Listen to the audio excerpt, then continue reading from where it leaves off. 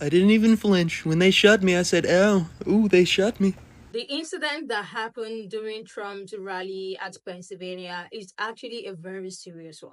It's a very wild situation. Even though there have been so many jokes about it on the media, it's actually a very serious situation. I shared a part one of what people were saying yesterday, and I saw comments of people saying to share more. I as well want to share this particular one because it's not only funny, people who are getting some stuff off of their chest and how to be very careful during this particular period. One of the conversations surrounding this is about how people are just like black people specifically are having the conversation of how they are happy that the shooter is not a black person because we wouldn't have been able to hear the end of it if it happens to be a black person. And why are white people not talking about white on white crime? I really want you guys to see all of these stitches because I love the point. Starting from the beginning to the end, I love the point that every single creator made in this video. So without wasting much time, let's get right into it. It's crazy. They really shot Trump and missed and failed. You know how annoying he's gonna be now? He's gonna. They tried to shoot me. They missed. They couldn't kill me. You can't kill me. I'm invincible. Just like the economy when it's run by Donald J. fucking Trump. They shot me in the ear. What an idiot. It's not even a vital organ. I didn't even flinch. When they shot me, I said, ow, ooh, they shot me. That hurt. In the hospital, I had an African doctor, and he worked very well. This is my good friend. He helped me. He saved me. I didn't need saving, but he saved me. He helped me. He got the bullet out. He was black. This is a dying nation, and I'm not gonna die on this nation. You need me. You need me. I need you. I need the American people. I survived the shooting. My competition, he could never survive a shooting. If he was shot, he'd be dead. You wouldn't even have to shoot him. You could just breathe on him. He's that old. Donald Trump just survived getting his ears pierced at Claire's. No, sorry. He just survived getting pew-pewed somewhere in Pennsylvania. And as far as I'm concerned, a couple things are going to happen, okay? Mark my words. One, he's going to come out to Many Men by 50 Cent at his next campaign rally, whether or not 50 Cent clears it.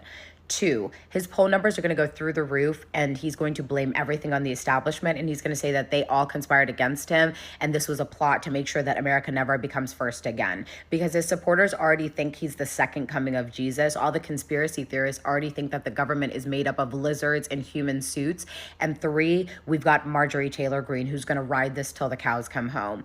And then the defense spending through the roof. Guantanamo is going to be a well-oiled machine in the next 30 days because all enemies, foreign and domestic, everybody's pointing fingers at this point. We don't know if it's Putin. We don't know if it's somebody who is just insane.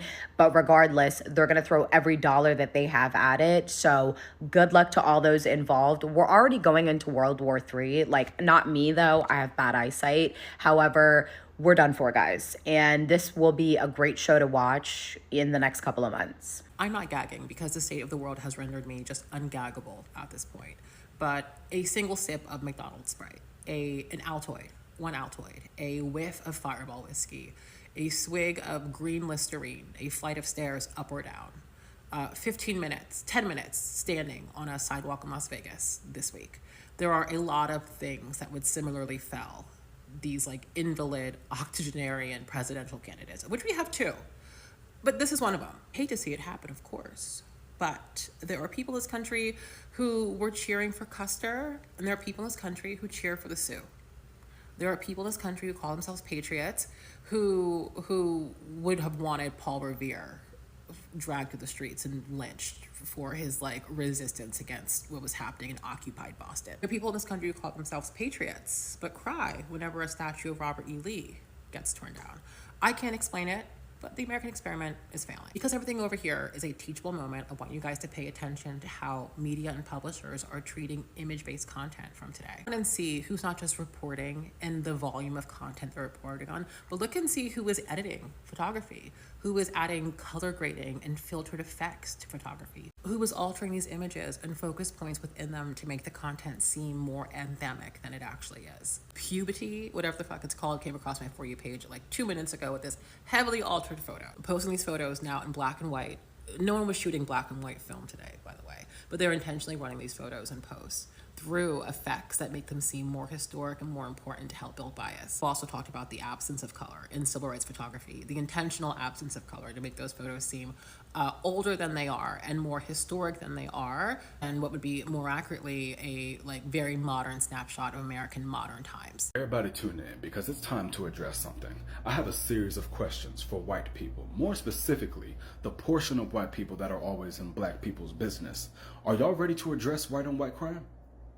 Considering the fact that y'all are now quiet as fuck ever since the shooter has been identified as not black, and if he was, y'all would be running y'all fucking mouths right now. All types of America doesn't have a gun problem, it has a black problem. Those animals are worshiping the shooter like they did George Floyd. The shit talking would be endless right now, but lo and behold, the shooter is not black, not brown, not Muslim, not illegal, not trans, and not a drag queen. Yet another young white boy with an AR-15 that's ironically registered Republican. Here's another thing I peeped. A lot of y'all are hopping on the same train talking about some God protected President Trump. Let me ask you something. Did God protect this man? He died yesterday. He died from a bullet wound. And allegedly 3 other people were also injured at that rally. So that makes 4 victims, either dead or injured. That's a mass shooting right there. And while y'all sitting here talking about God protected President Trump and y'all creating entire t-shirts for this man, where's the t-shirt for this man?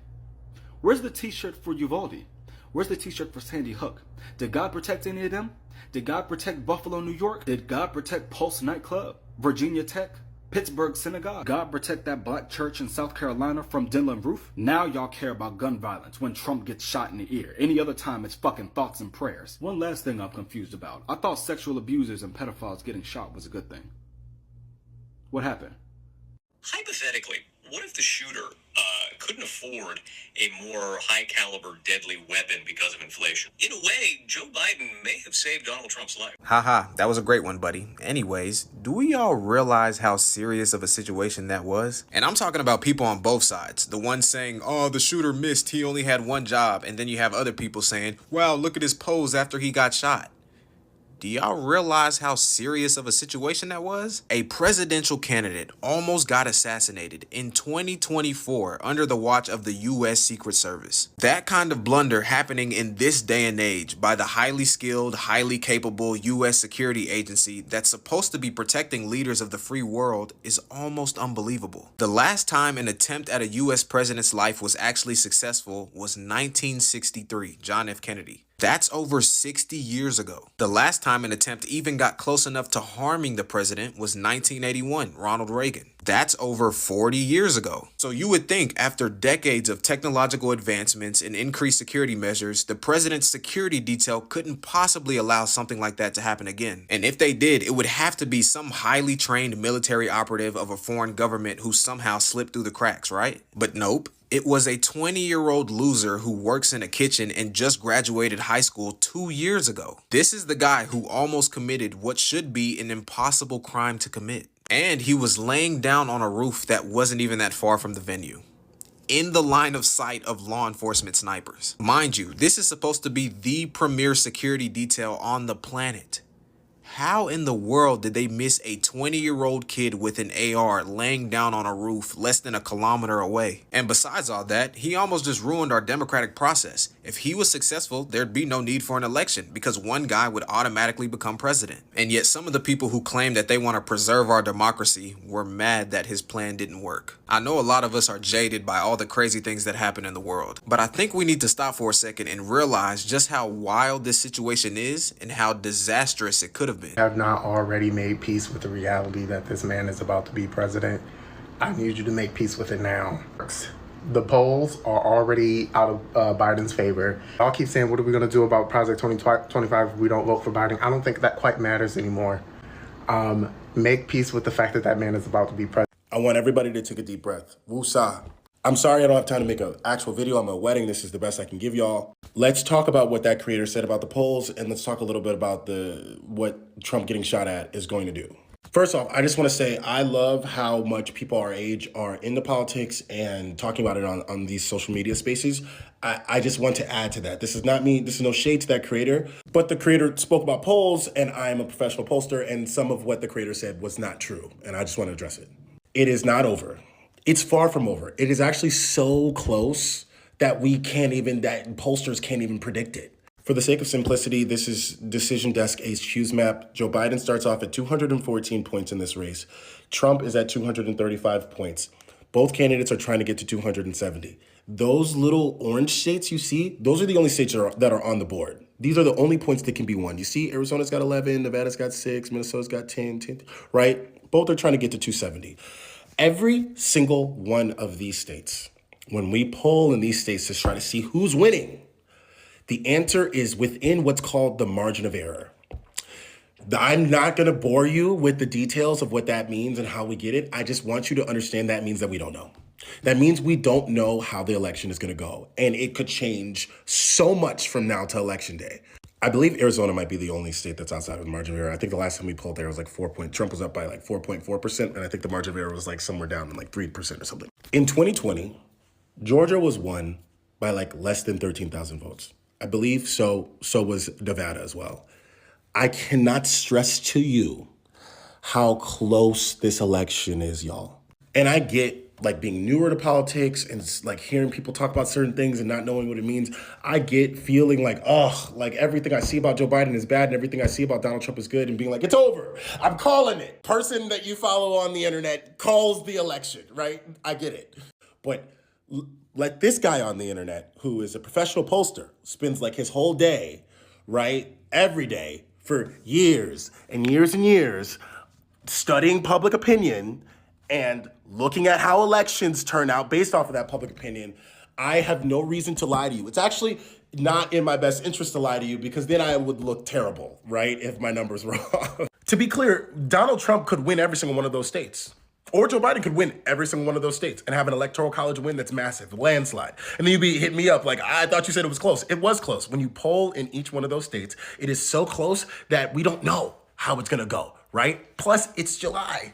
This is all we know 4 months from the election. Calling it right now is crazy. It is a crazy thing to do and you shouldn't do it, no matter who you want to win. My part 2 video will be about, do I think Trump getting shot at will change public opinion? So yesterday, the entire world witnessed the shooting that happened at the Trump rally in Butler, PA. Witnesses saw the shooter scale the one-story building, set up his rifle for 10 minutes, and then attempt to assassinate the president. Since yesterday, a lot of things have come to light.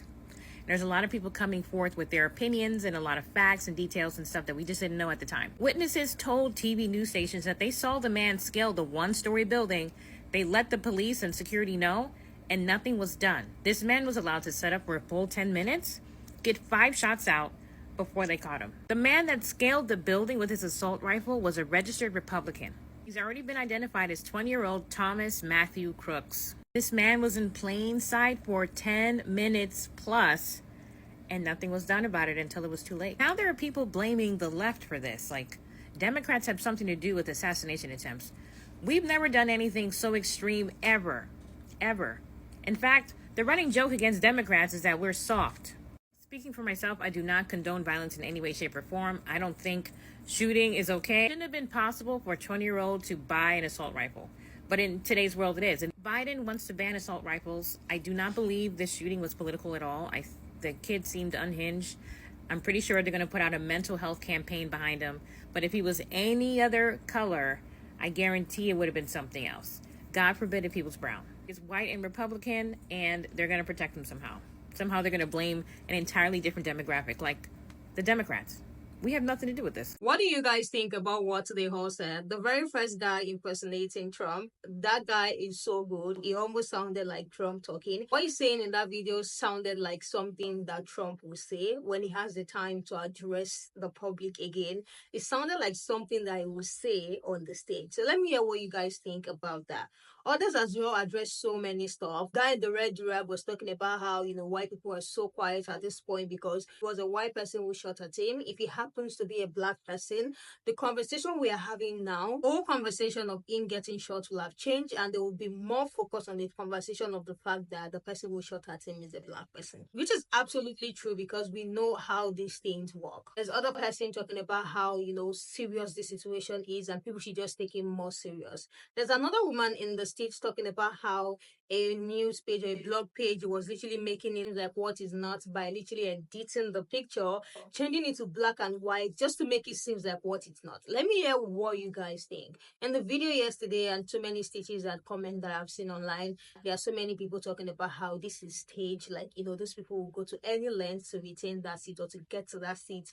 They will literally do anything. Like, it feels staged. I saw another creator, a white creator, addressing the video that has been going viral. This guy even said the very first time when Trump held his ear that there was no blood on his hand. Just can't post the video here because of the guidelines. But this video, this guy was literally breaking down how this is so staged. Let me know what you guys think about this whole conversation. Let me know what you think about what all of these people said in this stage. And what is your first reaction reading the headline that it was shot at his rally in Pennsylvania? Let's continue this conversation in the comment section. I will catch you guys in the next episode.